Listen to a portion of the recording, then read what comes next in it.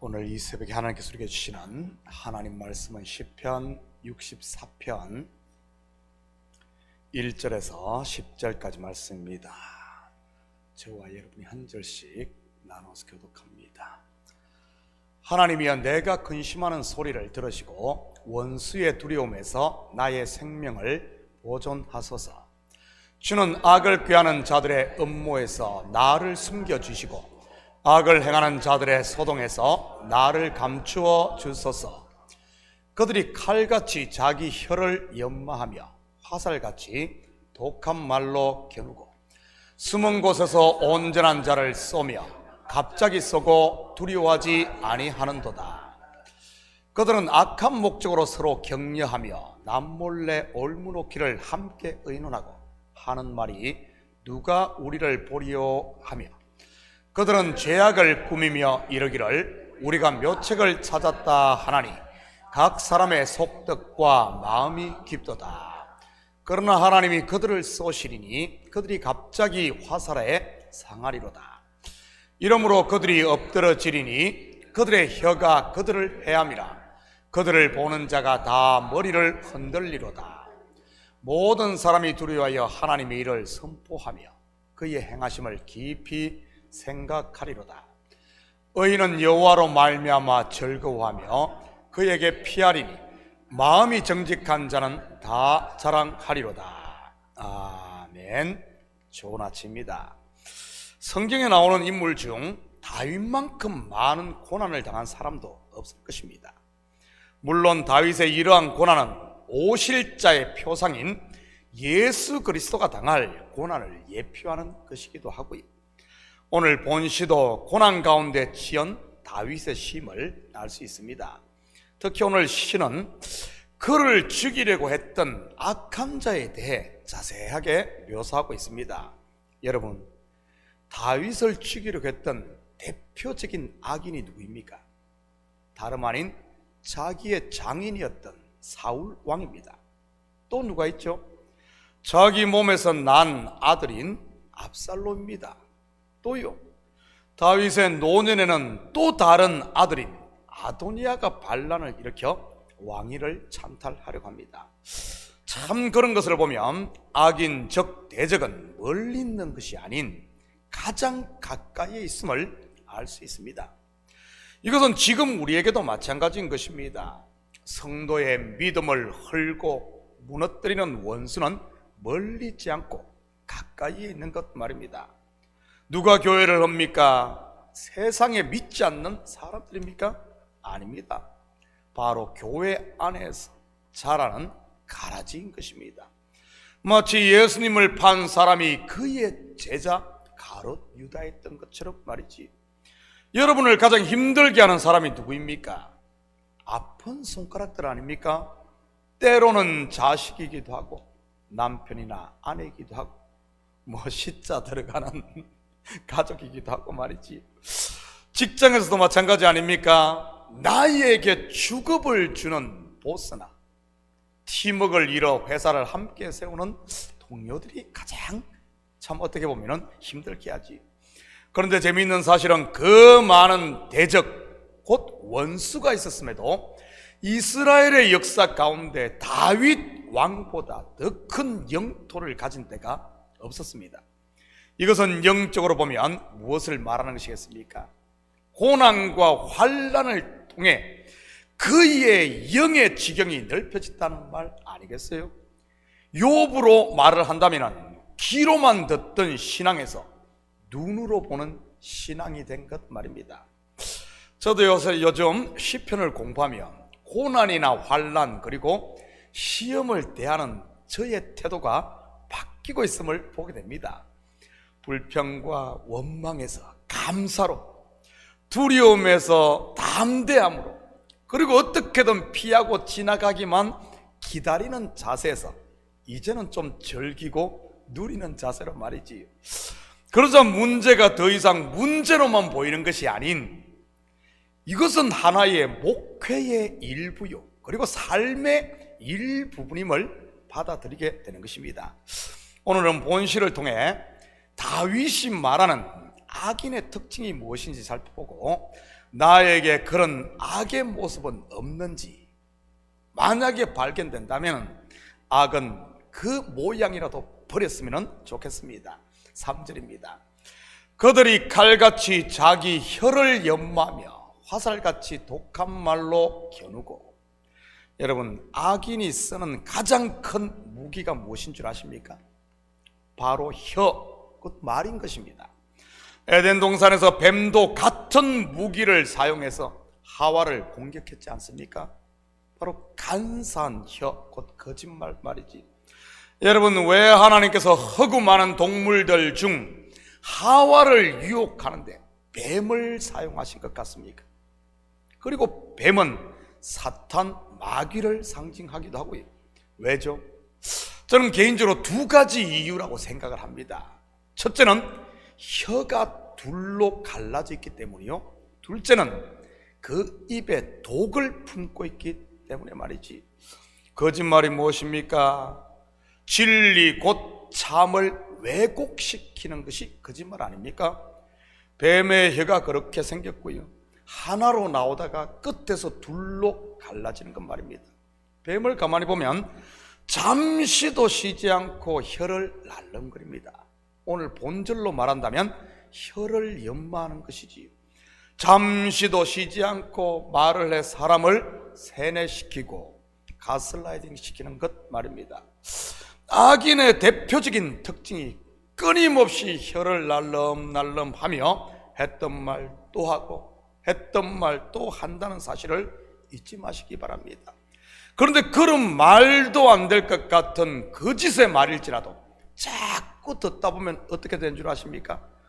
뱀의 독처럼 우리의 마음을 상하게 하고 영혼을 병들게 한다는 사실입니다. 여러분, 뱀에 물리면 어떤 줄 아십니까?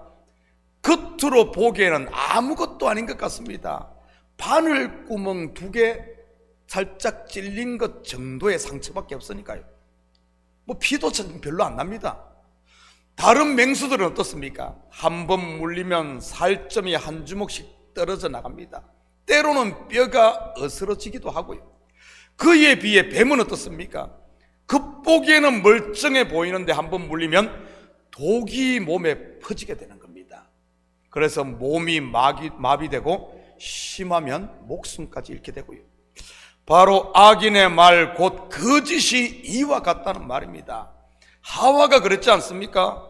뱀이 던진 말을 받은 것, 뱀에게 물린 것이지. 그러자 그 거짓, 곧 독이 서서히 퍼지기 시작을 했던 것입니다. 잠을 자려고 해도 뱀의 말이 떠오르고, 아침에 일어나도 그 말이 생각이 나고, 걸어가도 머리를 맴돌고, 결국 어떻게 됩니까? 온몸에 독이 퍼져 선악과를 따먹고 죽게 되는 겁니다. 여러분, 기억하시기 바랍니다. 하나님의 말씀은 생명과 평안, 그리고 화합과 자유를 주지만 악인의 말은 의심과 불안, 그리고 분열과 다툼을 일으킨다는 사실 말이지. 그래서 자기도 죽고 다른 사람도 죽이는 것이고요. 4절입니다. 숨은 곳에서 온전한 자를 쏘며 갑자기 쏘고 두려워하지 아니하는다. 두 번째 악인의 특징은 숨은 곳에서 온전한 사람을 공격하는 겁니다. 성경에서 악인이나 사단을 사자, 라이온의 비유를 합니다. 여러분, 사자가 먹잇감을 공격할 때 어떻게 하던가요? 뭐 사자 여기 있다 하고 드러내고 사냥을 하던가요? 아닙니다. 숲속에 온몸을 움크리고 숨어 있다가 갑자기 공격을 하는 겁니다. 악인도 마찬가지인 것이지요.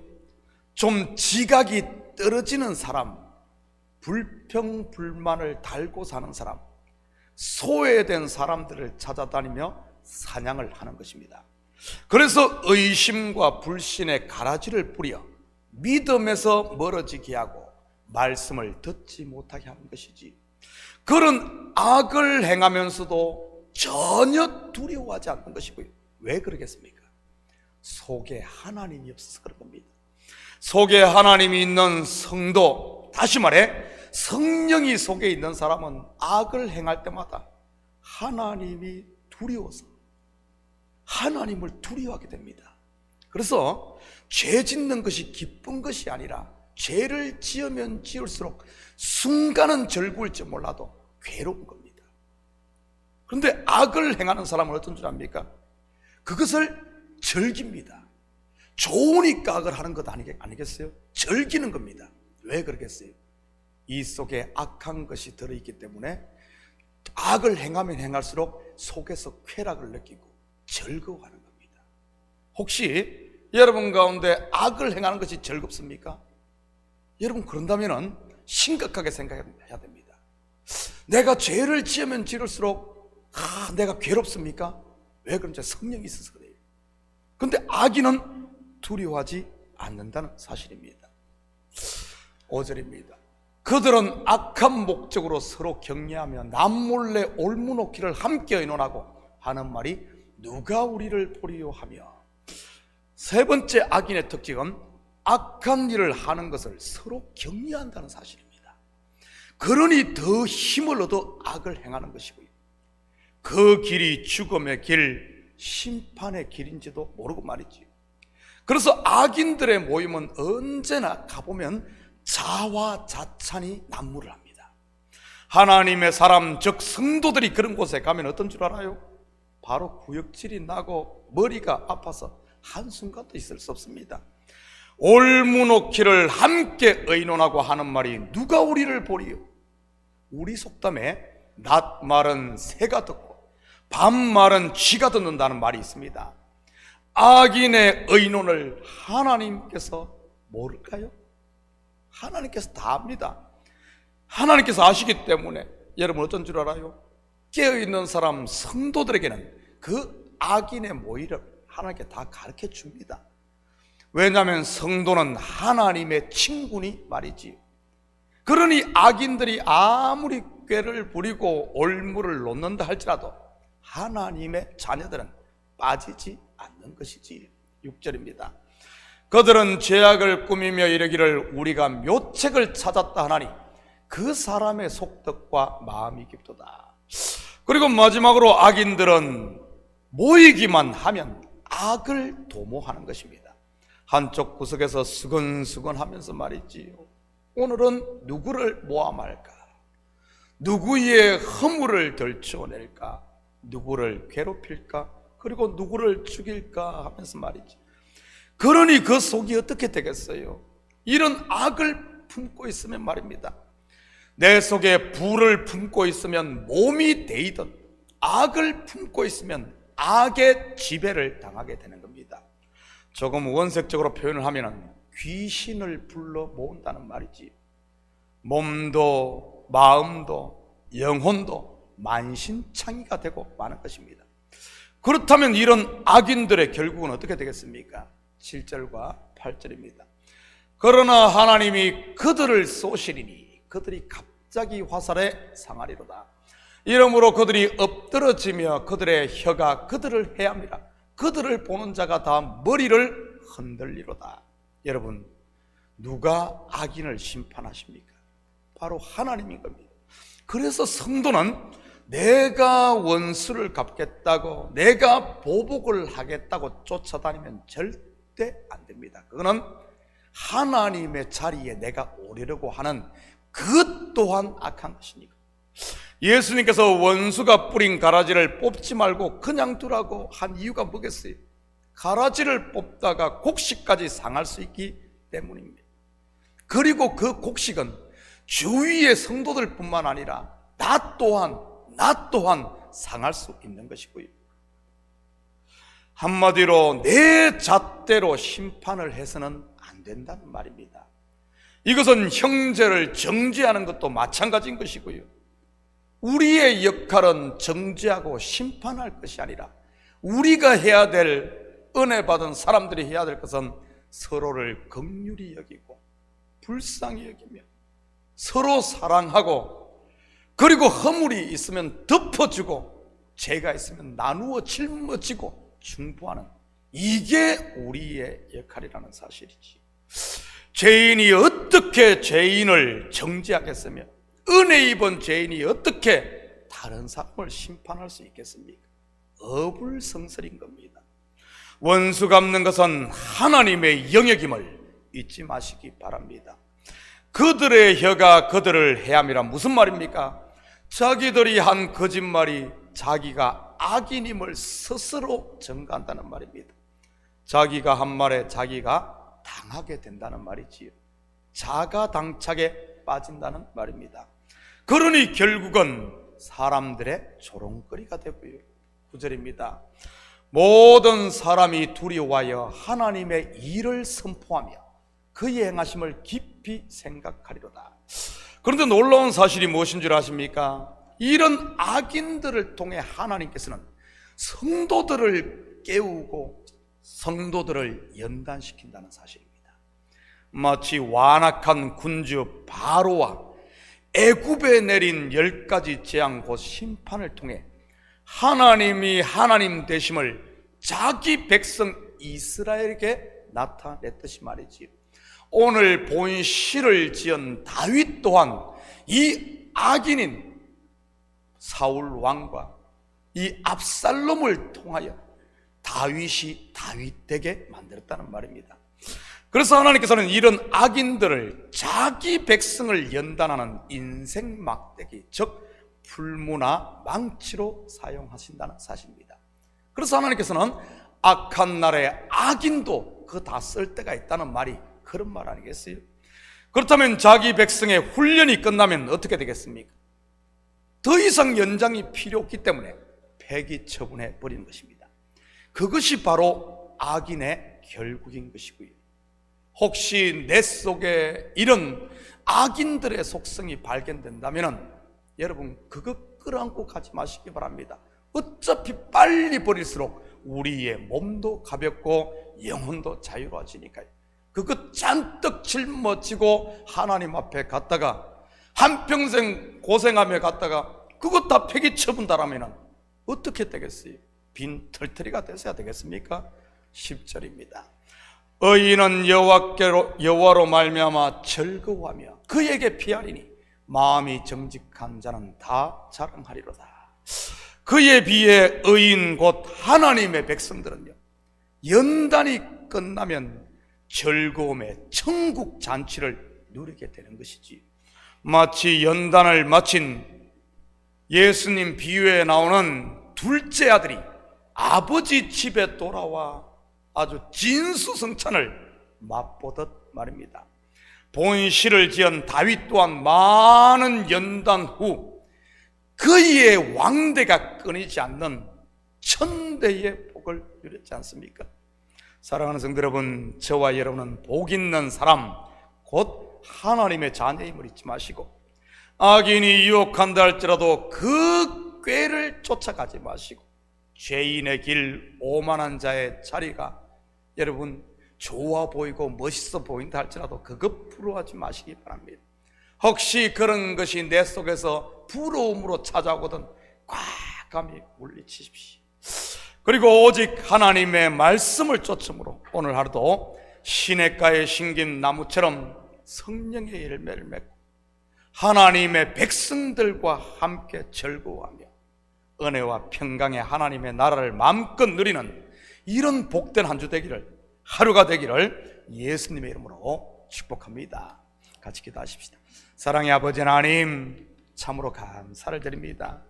아버지 하나님, 비록 우리의 삶 가운데 다윗이 그랬던 것처럼 이런 악인들이 있다 할지라도 우리 하나님 그런 거에 빠지지 않도록 주여 도우시고 악인들의 특징을 잘 알아 아버지 하나님 그런 묘에 빠지는 것이 아니라 오직 말씀을 쫓아 의와 평강과 희락을 누리는 저희들 에게 도와주시옵소서. 혹시 내 속에 이런 악의 모양이라도 보인다면 화갑이 그것을 아버지 하나님 십자가 앞에 내려놓고 아버지 하나님 우리 거룩한 성전된 우리 속에는 하나님이 기뻐하시는 성령의 열매들로만 주렁주렁 채워 우리의 얼굴에 빛이 나고 우리의 삶 가운데 성령의 나타남이 있는 하나님의 사람으로 살게 도와주시옵소서. 감사드리며 예수님의 이름으로 기도드립니다. 아멘.